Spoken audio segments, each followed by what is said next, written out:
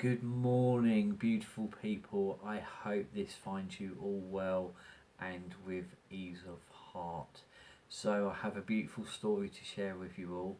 I'm trying to find the words to weave this story together after receiving this incredible portrait of this beautiful being.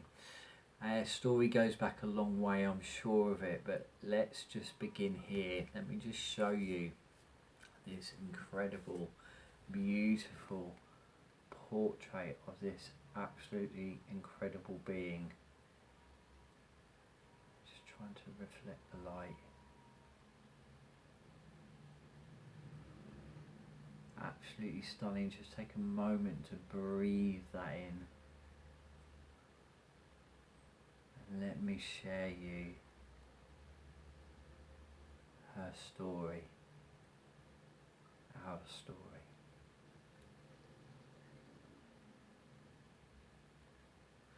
So,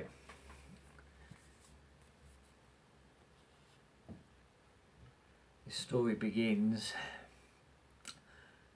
around May Eve, but yet the root of the story goes back a lot further back in time. So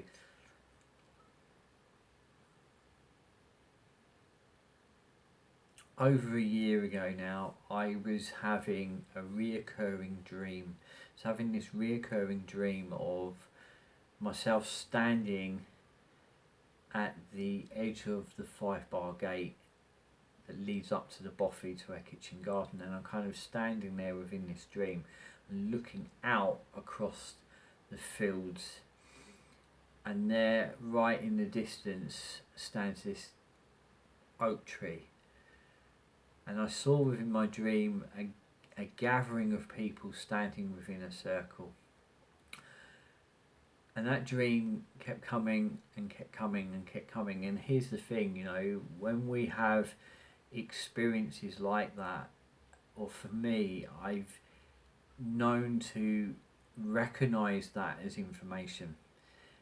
And it's about then gently just listening very deeply to what it's telling you. What is it sharing with you? What is it trying to show you? You know, I think it's about then trying to give these experiences space and time to breathe, to show you what they are intending to show you. That's something, you know, with the holistic mediumship that I've really learned, is that when we feel something, is feel for its tone, feel for its layers, feel for its ingredients, feel for what it's carrying to you, what is the substance of that. And I kind of knew that once I'd received that dream several times, that it was without a doubt it was a message. And I kind of felt, well, here's the thing, knew that what was being asked of me was to hold, facilitate, nourish the rituals and the rites, and to kind of breathe life back into the magical traditions of our land, and to nourish and nurture community, especially at this time. And in amongst this time, you know, this was when we were under, here in the UK, under a national lockdown, so I thought that's quite interesting. But knew and felt it was for the future, so it was kind of all about when, you know, and my first thought was summer solstice. And summer solstice was when the legal restrictions were going to be dissolved. And what's fascinating by that is a lot of those announcements, a lot of those markers in time, those big moments within that story, those really huge announcements were parallel to the wheel of the year, the old wheel of the year.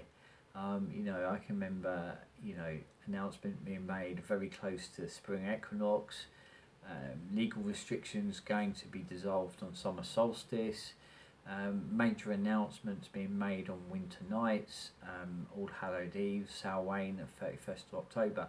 You know, there was this this surreal story unfolding, and it could be just coincidence, but I find those things very fascinating. So that was my first thought, but my feeling was that ain't going to be possible. And as it turns out, the restrictions didn't dissolve on summer solstice. And my feeling was that, you know, for Loaffest being July, August, it wasn't traditionally a fixed date. It was when the harvest come in, and that was all weather dependent, and you know, from one year to the next. So there's a window of time, and it's all about gathering together and sharing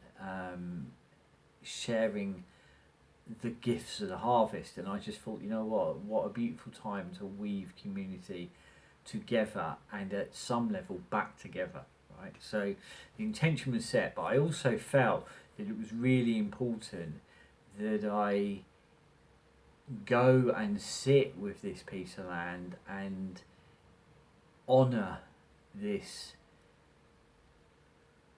intention and to seek permission and to leave an offering. And I can remember approaching May Eve and felt that that was the time. And what was interesting about that was that in March I'd taken this big huge fall. I fell off a bank 5.5 feet backwards, and took a tumble, you know, quite a big tumble actually. So to actually go and do this and to walk across that piece of land, you know, was a big commitment. And I kind of feel, you know, sometimes that's how the innate is you know how committed are you to do this, and I hugely was, and I did. And that sometimes, you know, is what it's about, is, you know, how invested in this are you, how committed are you. And I did, and all as well. And I knew with all my heart that I was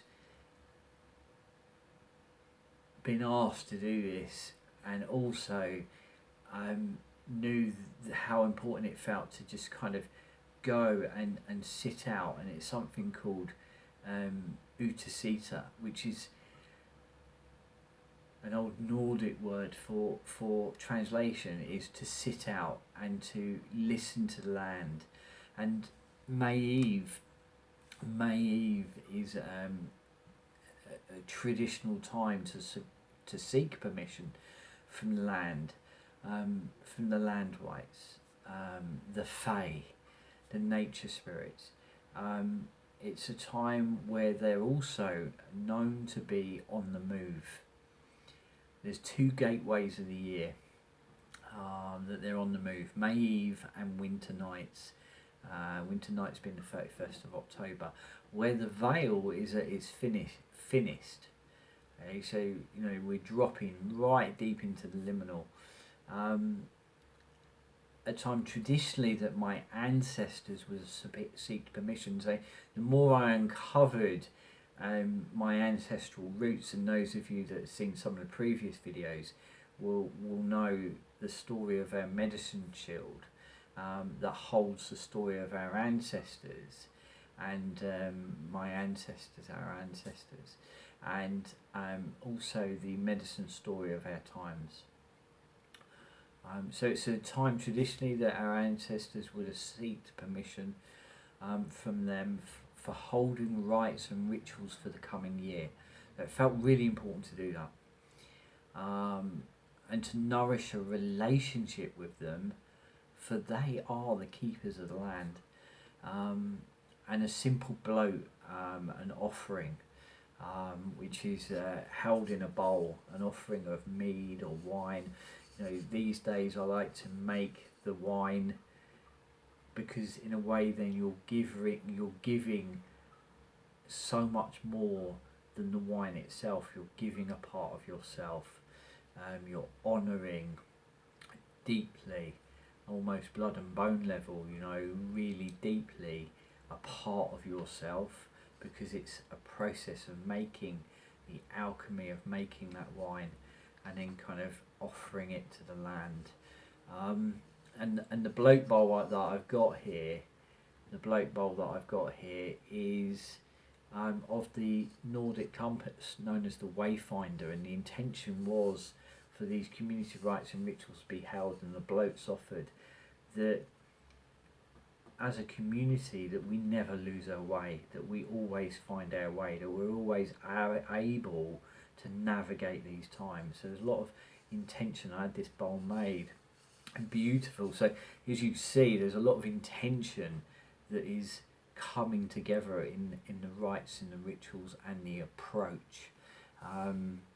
It's kind of felt, it's got fibre and substance to it. So a simple bloat to nourish that relationship, to ask for permission. And I can remember, it was almost this feeling of sitting there underneath the oak tree on this little bench, and I felt like I was dropping like a stone in water, dropping through the layers, deep into the liminal. And I felt a presence of Freya, but she was not alone. I felt her with a being that was so light. She was watching. It was this feeling of a Landwight, and it felt like a rare encounter.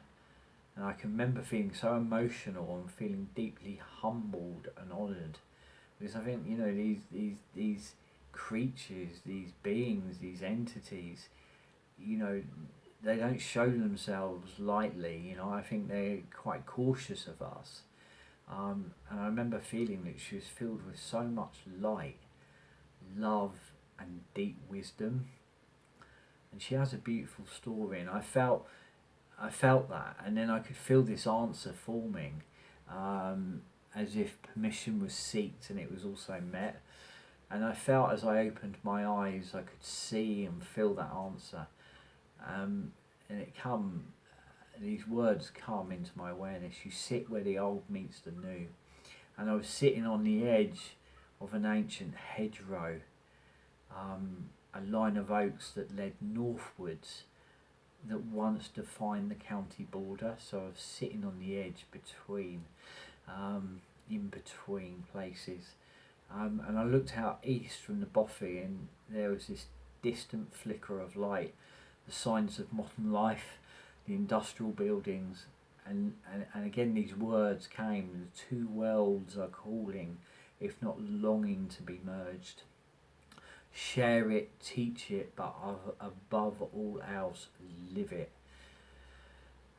And I can remember wandering back on that Saturday night, wrapped up in my cloak, my woolen smock, clutching my staff, looking and seeing people on Saturday night in their homes watching Saturday night TV, and there I was, moving between the layers, and it just felt quite surreal.